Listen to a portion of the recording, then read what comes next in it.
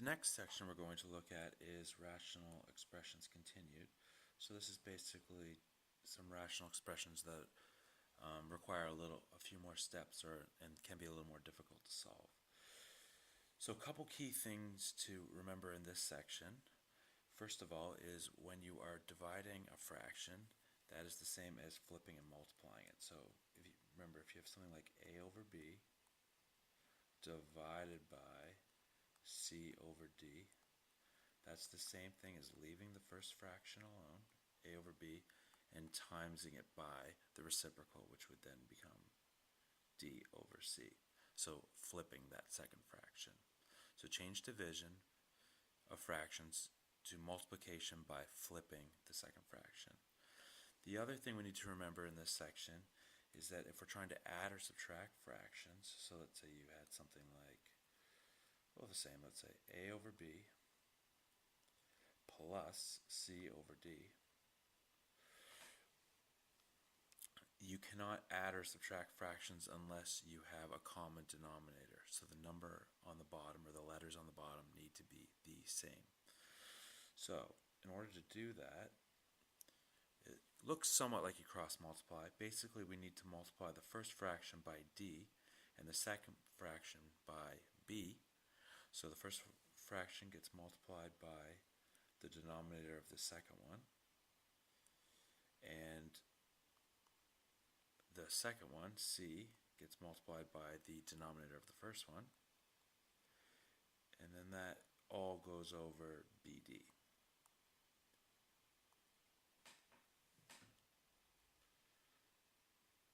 Alright, so let's try to put that into practice. So example 1. Let's do one of the ones in the book that's just got us dealing with some squares and some cubes to simplify. So let's say I had 2x squared cubed divided by bracket 3xy all squared times x squared y to the power of 4 all divided by 2x in brackets to the power of 4. So in order to simplify this one, I'm going to need to get rid of these brackets. So remember that if there's a power on the bracket, it goes to all the letters inside and numbers inside. So that 3 goes to the 2 and to the x squared for the first one. So that becomes 8x. And remember, a power to a power means we multiply. So x to the power of 6. Scroll down a little bit here. Divided by 3 squared is 9, x squared, y squared, times, so x squared to the power of 4 becomes x to the 8, and then y to the power of 4, over 2 to the 4 is 16, and x to the power of 4 would be x4. Okay, now I'm going to go through and see what's common here. So I've got an 8 on the top and a 9, nothing there.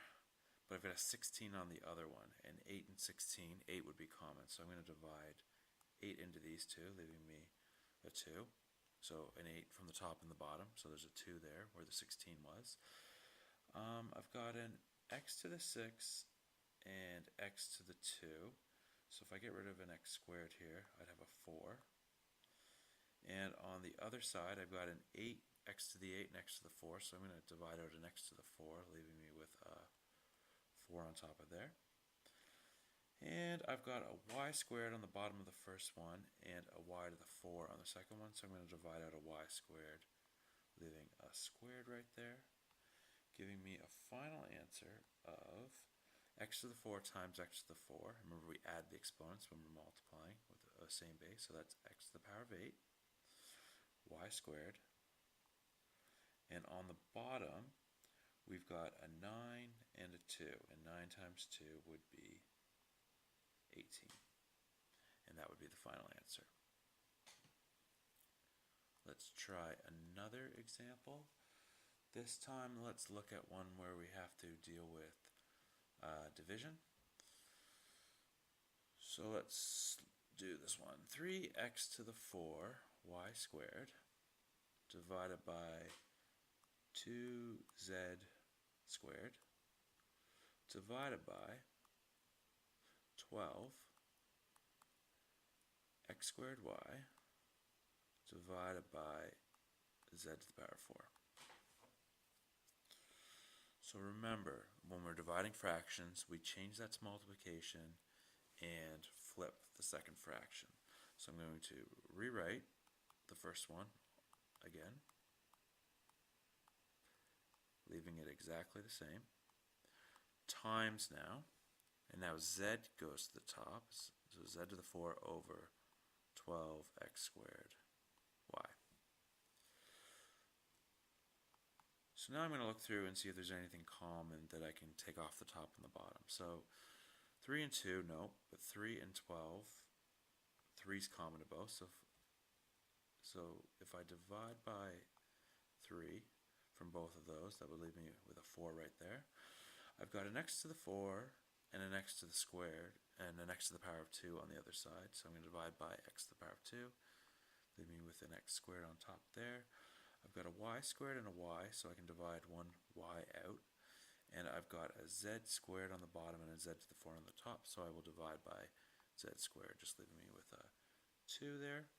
So my final answer would be x squared y z squared all divided by 8, 2 times 4. Let's do another example.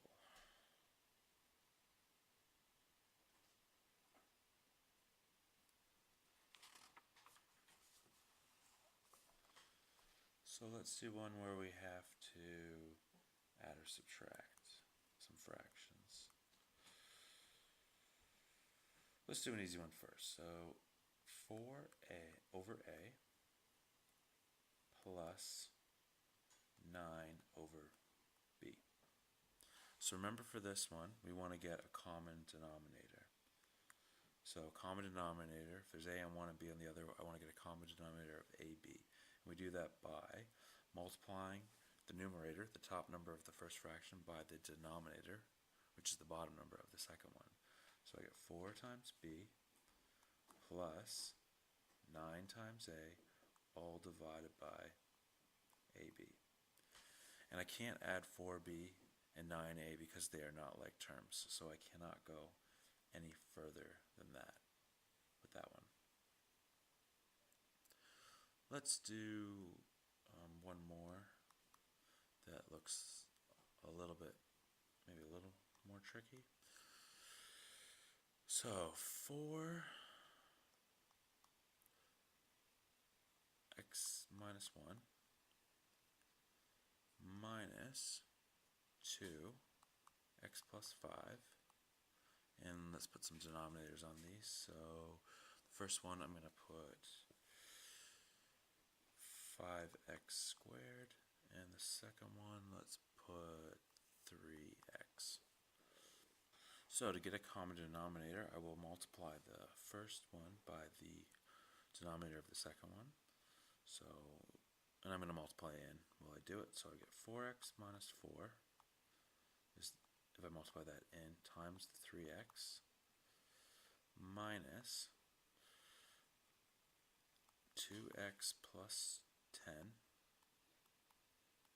and then that would get times by 5x squared.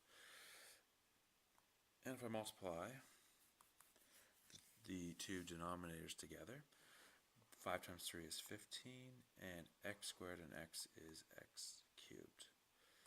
Simplifying a little bit more, I get 3x times 4x is 12x squared minus 12x. Then I multiply the 5x squared by the 2x, which is 10x cubed, and I've got the minus out front, so minus 10x cubed. And 5x squared times 10 is 50x, but there's still that minus out front, so it's minus 50x squared, all divided by 15x cubed. So now I look through and see, is there any like terms?